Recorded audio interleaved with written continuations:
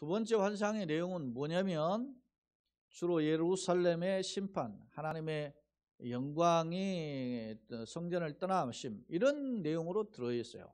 근데 예루살렘의 심판의 내용을 들여다보면 그 내용 안에서 어떤 내용이 들어있다 있냐면 예루살렘을 심판하고 그 천사를 통해 가지고 숯불을 막 성에 뿌리잖아요.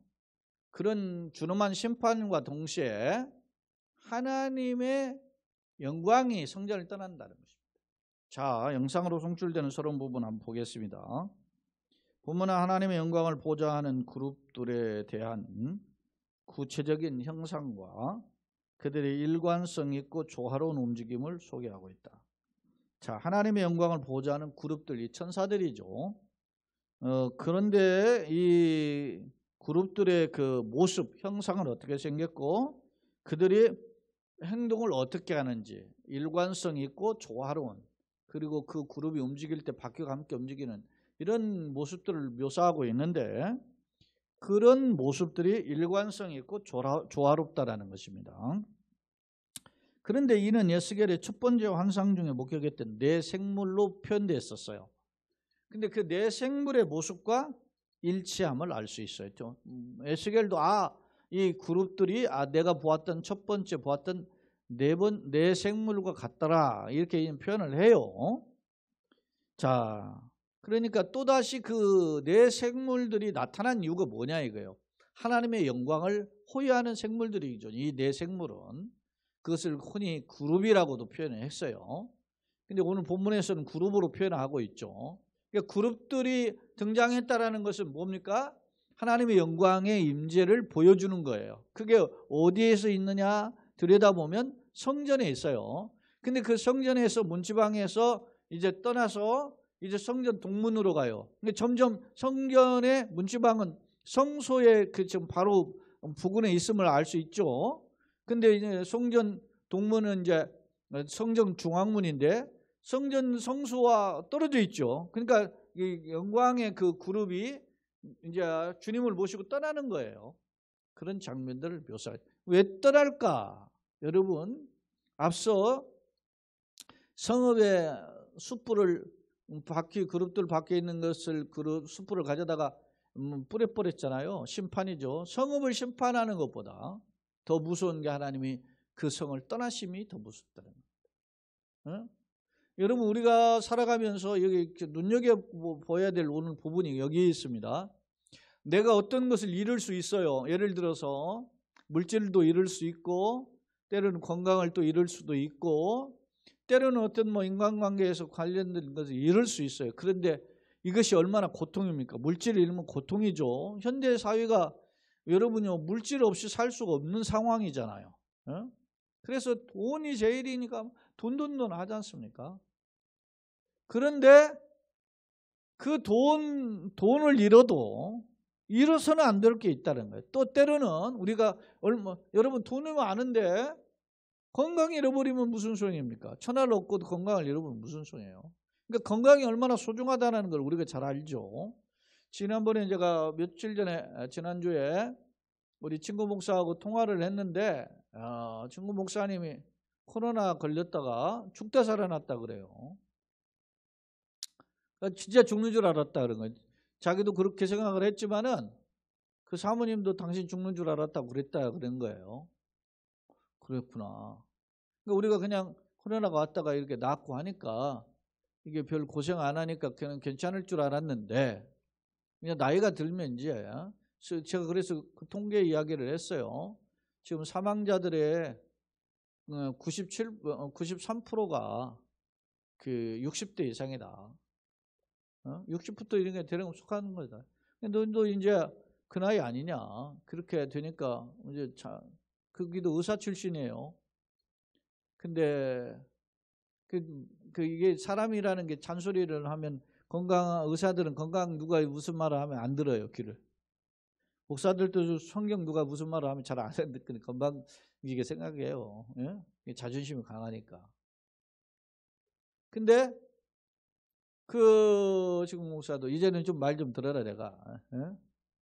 그러지 말고 좀 영양제 챙겨도 먹고 건강 관리해라. 그냥 같아요. 사람이 내가 예전에 보면 좀 피곤하면 말이야 입에 혓바늘 돋고 입안에 잇몸 뭐 헐고 머리죠 이런 것들이 있는데 어쩌다 한 번씩 그랬는데 이제는 자주 그런다 자주. 어? 그만큼 내가 면역력이 떨어졌다는 거 아니냐. 그만큼 나이가 먹고 연약해졌다는 거 아니냐. 그런 거죠. 그러니까 좀 관리해라. 그러니까 그 사망자가 이렇게 우리가 늘 발생을 하는데 코로나 걸리고 그러니 그게 남의 일로만 생각했는데 나도 걸려봤지만 그러니까 이렇게 쉽게 이렇게 잘 이렇게 해서 치료되고 해결되는 것도 은혜고 복이더라고 보니까. 예? 여러분요, 자 목숨을 잃어버리면 자기가 싸우는 거 다 네 것이 되겠습니까? 다 허망한 거죠. 자, 아까 물질 귀하다 그랬죠? 육신의 건강 귀한 겁니다.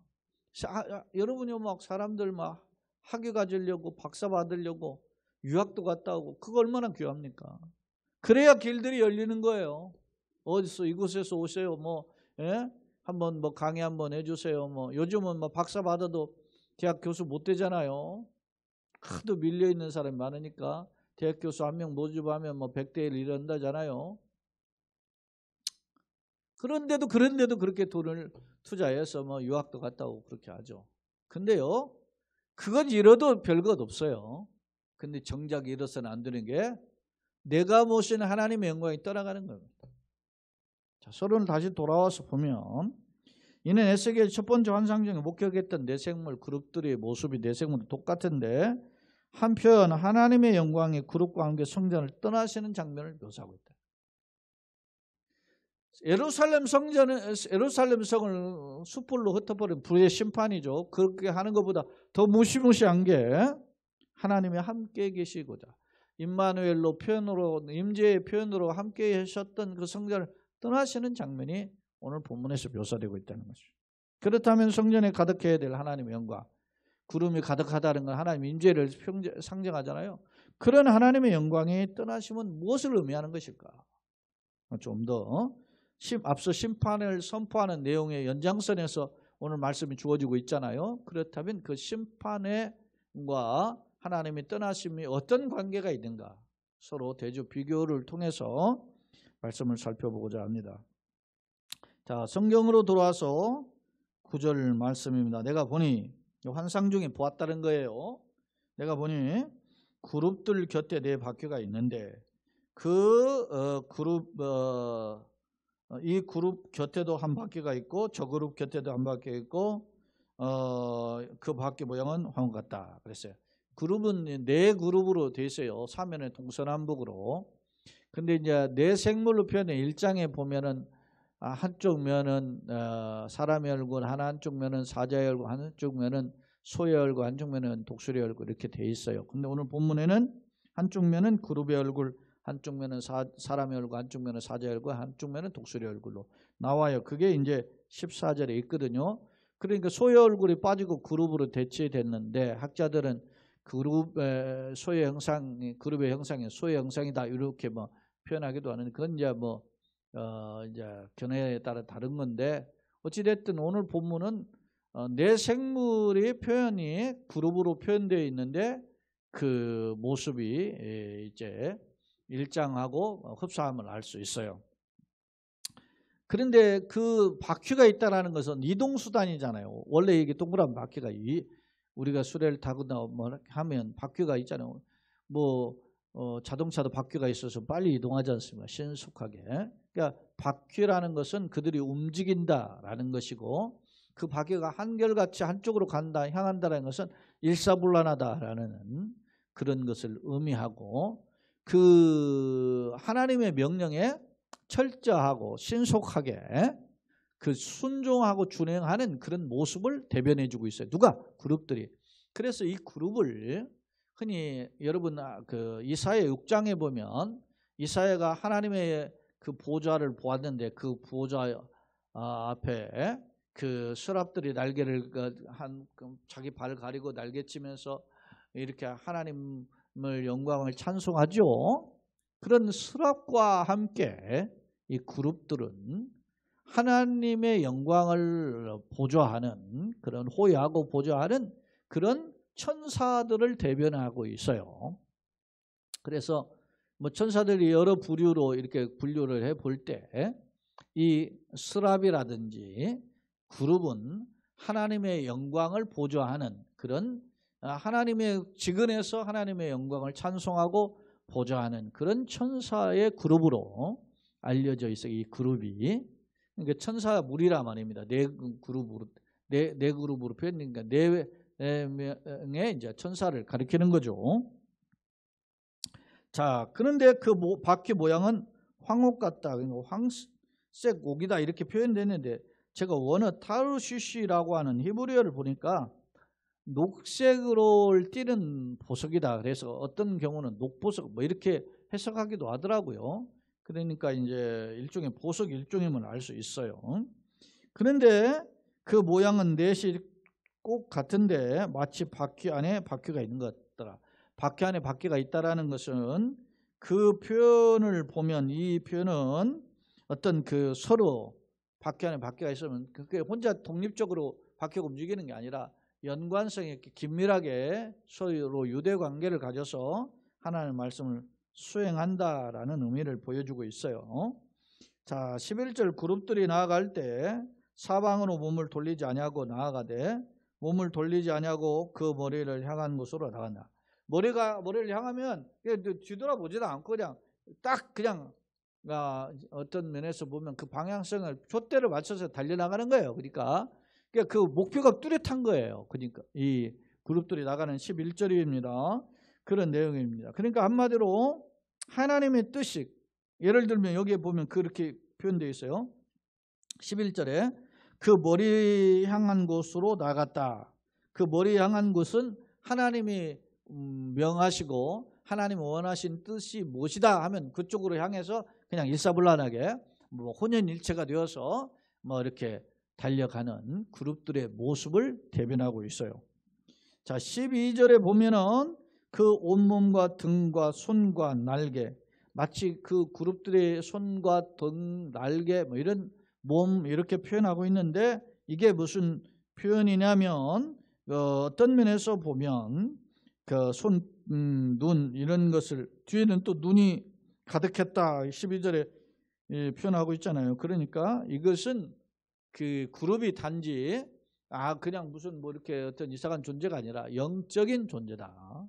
인격적인 어떤 존재다. 이렇게 보는 거예요. 그래서 모든 것을 자기네들도 알고 그 말씀대로 순종하는 그런 존재임을 암시하고 있어요.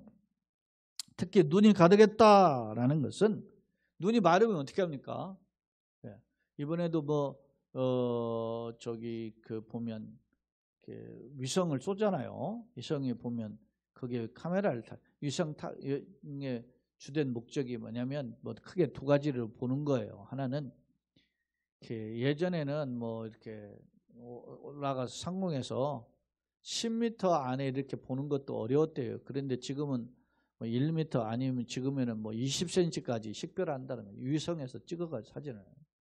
그것도 칼라로. 그러니까 그런 위성을 왜 쏘는 목적이 뭐겠어요? 여러분요, 우크라이나 전쟁이 일어나는데 우크라이나가 어떻게 러시아하고 10대1 군사력이 10대1이고 싸우는데 밀리기는 하지만은 그래도 버티잖아요. 그거 어떻게 하겠어요? 미국에서 정보를 주는 거예요. 위성을 보면서 야, 러시아 군대가 어디에 모여 있다. 야, 러시아 군대가 이번에 직결했는데 거기에 어디에 탄약고가 어디 있다. 그리고 그걸 폭발. 미사일 쏴가지고 탄약고 이번에 다 폭발시켰잖아요. 어제 유튜브 영상에 보니까 그게 영상으로 다 올라와 있던데. 그게 뭘로 보는 거? 미국이 어떻게 알아요 지금 위성으로? 싹 살피는 거죠. 또 위성을 쓴다는 것은 무슨 의미가 있어요? 우리나라도 지금 위성 썼잖아요. 위성을 쓴다는 것은 위성을 쏘아 올릴 만한 로켓 추진력이 있다는 거 아닙니까? 그러니까 상당히 세계 7번째 자력으로 쐈다 이렇게 그러니까 우리도 언제 어떻게 너네들한테 이 위성이 미사일로 바뀌면 폭탄이 되는 거 아니겠어요? 위성 안에 1.5톤이라고 하는 말이지. 그 위성 저 꼭대기에 그러니까 로켓 3단 로켓, 2단 로켓, 1단 로켓이 있고 그 1단 로켓 위에 머리에는 위성을 탑재를 했다지 않았습니까? 이 지난번에 쏠 때 실패했을 때는 거기다가 그 무게만큼 쇳덩이를 실었는데 이번에는 실제 위성을 싣고 그 위성 속에다가 또 새끼 위성 넷을 싣고 그 소위 큐브 위성이라고 하는 그 싣고 갔다지 않습니까? 그런 기술들을 하는 이유가 뭐겠습니까? 지금은 뭐 그 위성에서 쏜 그 소위 사출이라고 해가지고 위성 안에서 또 작은 위성을 뽑아내는 것을 사진을 찍어가지고 전송해 왔잖아요. 그게 다 뭐겠습니까? 과학으로 쓰면 과학 위성이 되는 거고 군사하면 군사 위성이 되는 거고 여러 개 하는 거죠. 그렇게 실력이 있어야죠. 생각해 보세요. 우리 예전에 저희 뭐 학교 어렸을 때 학교 다닐 때 뭐 루이 암스트롱이래 해가지고 뭐 아폴로 11호 뭐 해가지고 달 착륙하고 그랬지 않습니까? 미국은 벌써 4, 50년 전에 벌써 달 날아갔다 오는데 우리나라는 이제 쏘고 있어요. 아직 우리가 돈을 열심히 벌었는데 투자를 제대로 안 한 거예요. 화해야 될 일이 많아요. 여러분, 돈 많이 많으면 무슨 소용이 있습니까? 힘이 없으면 그냥 쑥 대밭되는데 이야기가 다른 각도로 갔는데 그룹의 눈이 가득해요. 지금 그 말은 뭐냐면 하나님의 명령을 따라서 세밀하게 세상을 살피는 겁니다. 네? 하나님 뜻. 우리 그런 말로 아주 불꽃 같은 눈동자처럼 지키신다. 그러니까 이 그룹은 눈과 손과 몸 이런 것은 인격적인 표현을 하면서 그들이 바퀴가 달려가지고 한쪽을 향해서 딱 머리를 향하는 곳을 향해서 막 달려가죠. 근데 그들의 그룹에는 눈이 가득했다는 거예요. 하나도 놓치지 않고 세밀하게 살펴본다는 거예요. 사랑하는 여러분, 이건 여러분 보십시다. 눈을 가지고 우리가 살펴본다. 저 보세요. 우리가 지금 CCTV가 많죠. CCTV가 많다 보니까 우리 국민들의 입장에서는 약자들의 입장에서는 CCTV가 우리를 뭐예요? 보호해주는 역할이라고 하는 마음이 든든함이 생기죠. 그런데 반대로 도둑질하고 강도를 행하는 사람 CCTV가 부담이 되는 거야. 왜? 그것이 감시 눈이 되니까 카메라가 되니까 감시 카메라가 되잖아요. 이렇게 역으로 보세요. 하나님 불꽃 같은 눈을 눈동자처럼 지키신다. 우리를 그렇게 지키시니까 우리는 든든하죠. 반대로 사탄은 어떻게 해요? 우리를 넘어뜨리는데 하나님이 이렇게 지키시니까 한 터럭도 머리털 하나도 말이지 상하지 않게 놔두시잖아요. 그걸 그냥 보지 않으시잖아요. 그러니까 하나님의 강력한 동행 아닙니까? 그러니까 우리가 누구의 편이 되느냐 매우 중요한 거죠. 여러분 세상은 어떻게 해요? 미국 편이나 뭐 저 러시아나 중국 편이나 이렇게 나눠져 있잖아요. 지금 사람들이 거기를 따라가는 거예요. 누구의 편이 될 것인가? 응? 왜? 살기 위해서 가는 거 아닙니까? 돈 벌기 위해서 가는 거예요. 살려면은 말이죠. 국방력이 있어도 경제가 없으면 안 되니까 그래서 눈치로는 군사력은 미국을 의지하면서 경제는 또 우리나라의 가장 큰 제일 첫 번째 무역 상대국이 중국이니까 거기가 워낙 하니까 말이지 기침을 하면 우리가 감기가 걸리니까 그러니까 눈치를 보는 상황이긴 한데 그래서 그 참 줄타기 하는 거 아닙니까? 참 이게 우리나라가 참 땅덩어리도 작고 이런 건데 세계에서 참 경제 10대 경제대국 되고 뭐 군사강국은 7대 군사강국 뭐 이렇게 이야기하는데 그렇게 되는 과정에는 여러 막 고민이 많이 있는 거예요. 어찌됐든 우리가 이런 걸 통해서 다시 한번 우리를 돌아보게 되죠. 자, 그룹들이 어떤 특징이었느냐? 인격성을 가지고 있었는데 눈이 가득해 하나님의 뜻대로 그 세밀하게 세상을 살피고 있음을 알 수 있어요.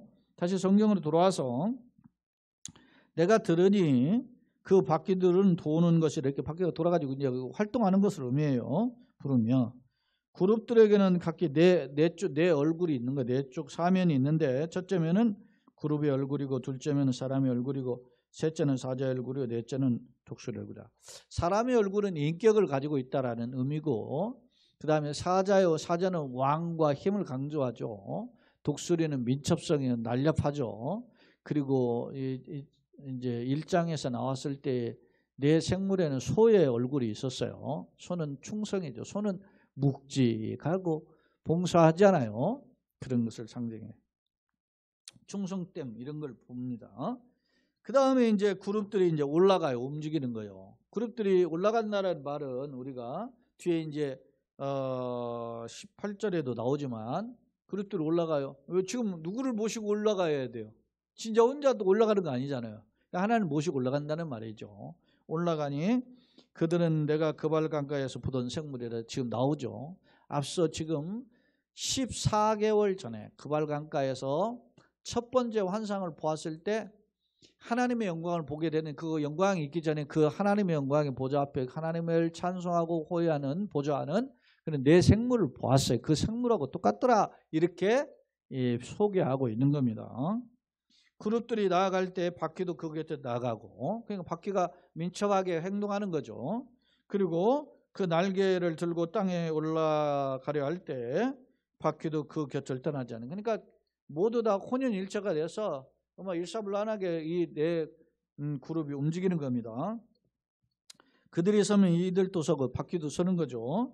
그들이 올라가면 이들도 함께 올라가니 이는 생물의 영이 바퀴 가운데 있으리라. 그렇죠. 바퀴 가운데 생물의 영이라는 말은 제가 이렇게 교재 원어 성경을 보니까 그 생물의 영이라고 표현하고 있는 이 표현이 단어가 그게 생물의 뜻, 마음 그런 뜻이더라고요. 영이라는 게. 이게 생물의 마음이 바퀴 아니죠. 그러니까 일로 가자 하면 일로 바퀴가 일로 가고 이리로 가자 하면 이리로 가자는 대로 이게 바퀴가 따라간다는 겁니다. 그러니까 그 바퀴가 그 내 생물의 영의 명령에 의해서 전달됨에 따라서 움직이고 있음을 엿볼 수 있어요. 그렇게 올라갑니다. 그런데 18절 자 여호와의 영광이 성전 문지방을 떠나서 성전 문지방에서는 성전 입구를 가리키는 거죠. 여호와의 영광이 성전에 가득하잖아요. 그 여호와의 영광이 성전의 문지방이라는 것은 성전 입구라는 것입니다. 거기에 떠나가지고 그룹들 위에 이제 딱 머뭅니다. 이제 그룹들과 함께 이제 떠나시는 거죠. 그렇게 떠나는데 그룹들이 날개를 들고 이제 눈앞에 땅에서 이제 올라갑니다. 지금 성전 문지방을 일단 올라가는데 그들이 나아갈 때 바퀴도 그와 그 곁에서 함께 이제 움직이죠.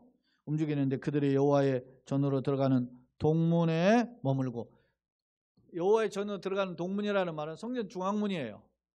그러니까 성전 문지방에서 성전으로 들어갈 때 동문을 지나가지고 어디로 들어가요? 성전 안뜰을 지나서 문지방에 이르러서 이제 성소로 들어가잖아요. 근데 성소의 문지방에 있던 이 그룹들이 동문까지 왔다는 말은 이미 지금 성전에서 지금 멀어져 가고 있는 거죠. 중심에서. 머물고 이스라엘 하나님의 영광이 그의 어여 덮였더라. 이젠 성전에 머무셨던 하나님이 성전 문지방을 떠나서 동문을 떠나서 이제 떠나심을 보여주는 것입니다.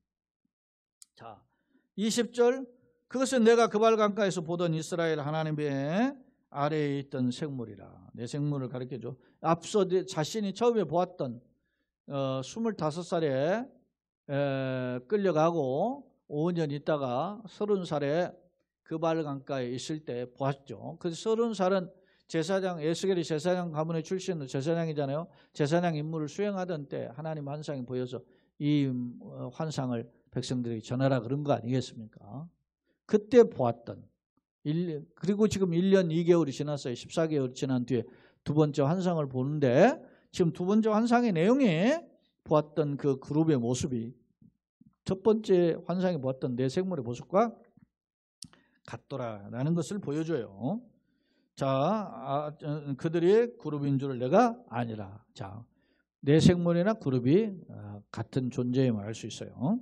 각기 내 얼굴과 내 날개가 있고 그 날개 밑에는 사람의 손 형상이 있으니 그 얼굴의 형상은 내가 그발 강가에서 보던 얼굴이며 그 모양과 그 몸도 그러하며 각기 곧게 앞으로 가더라. 하나님의 뜻을 자기 뜻대로 하는 게 아니야. 하나님 뜻대로 최선을 다해서 순종하는 그룹들의 모습을 볼 수 있습니다.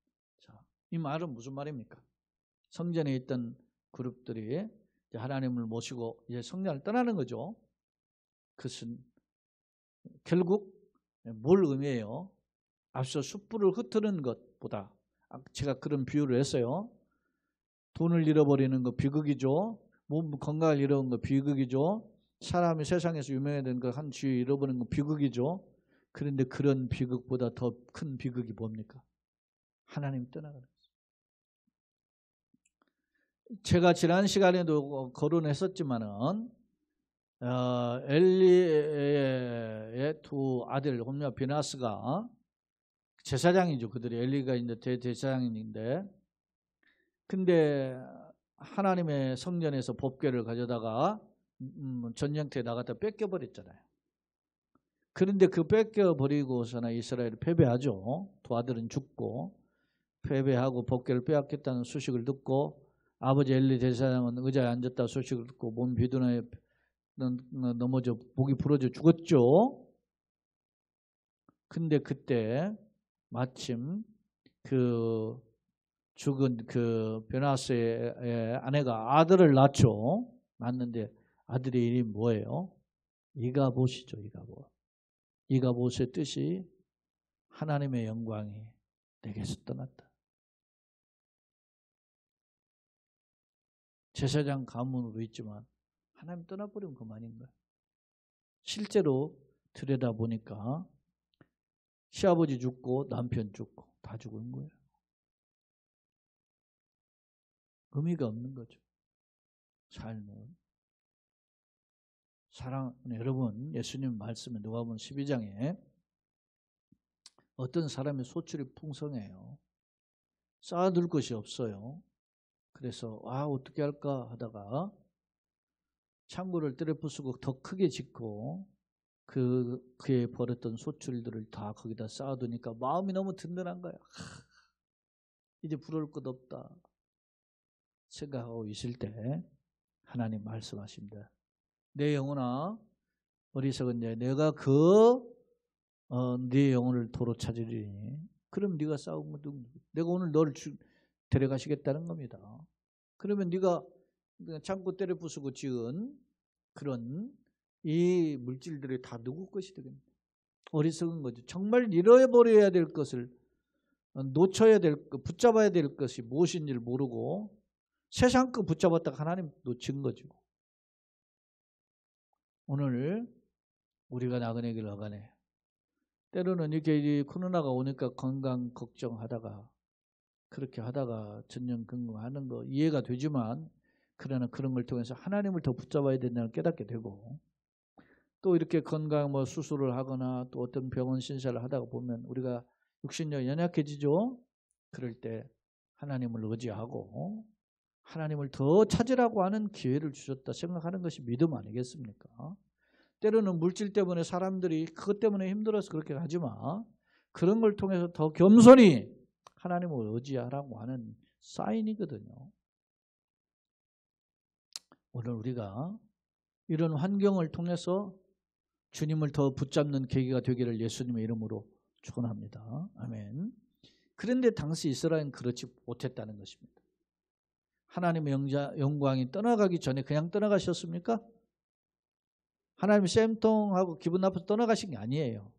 끊임없이 선지자를 보내서 이들을 심판하실 것을 경고하면서 하나님이 너희들을 준엄하게 심판할 것을 거듭거듭 이야기하셨거든요. 그런데도 이스라엘 백성들이 어떻게 해요? 하나님의 영광을 드러내지 않죠. 성전 안에서는 뭡니까? 이스라엘 대표하는 70인의 장로들이 모여서 성전에서 우상 숭배를 했죠. 성전 안에서 등 돌리고.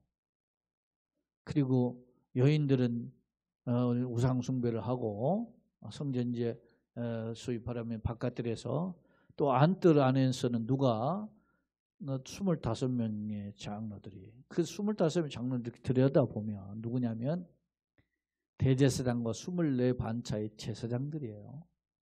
다시 한번 성전에서 제사를 책임졌던 최고의 하나님을 섬기는 사람들이 태양신을 섬기는 그런 일들을 하니까 하나님은 결국 떠나실 수밖에 없음을 보여주는 거죠. 나는 어떤가 한번 돌아보게 됩니다. 저도 목사인 저 자신이 세상에 이렇게 살다 보면 필요한 게 있습니다. 남들도 이렇게 하고 살다 보면 필요한 게 있죠. 왜 인간이 왜 없겠어요? 그런데 그런 것 하다가 오늘 이런 말씀을 통해서 내가 정작 하나님을 놓치고 살지는 않나 하는 마음에 덜컹하는 그런 마음의 생각을 하게 됩니다.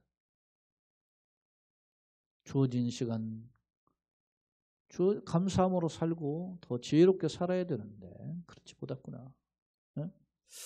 뭐 예를 들어서 운동선수 같은 거 인터뷰 이렇게 보면 자기의 어떤 것들을 고치기 위해서 단점을 고치기 위해서 노력한다 그러잖아요.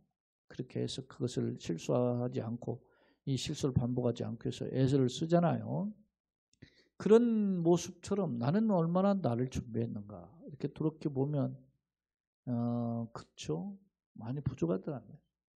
이런 걸 통해서 다시 한번 깨닫게 되는 겁니다. 자, 두 번째 화면을 한번 보겠습니다.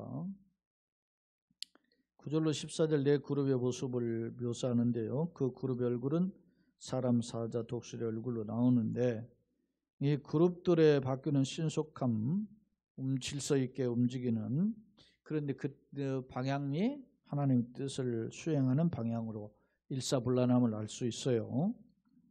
계속 이 구절들이 앞선 1장의 내용들을 반복하고 있음을 알 수 있는데 그 내용은 그룹들을 먼저 소개하죠. 그룹들은 사람의 모양은 인격적인 존재고 사자는 힘과 안건과 같은 힘을 상징하고 독수리는 민첩성이고 소는 충성심을 이루는 것처럼 그룹들의 특징이 그렇다는 겁니다. 인격적인 존재인데 어떤 게요? 힘이 있고 때로는 민첩하게 순종하고 최선을 다해 하나님 뜻대로 순종하는 자들임을 그 천사들임을 알 수 있어요.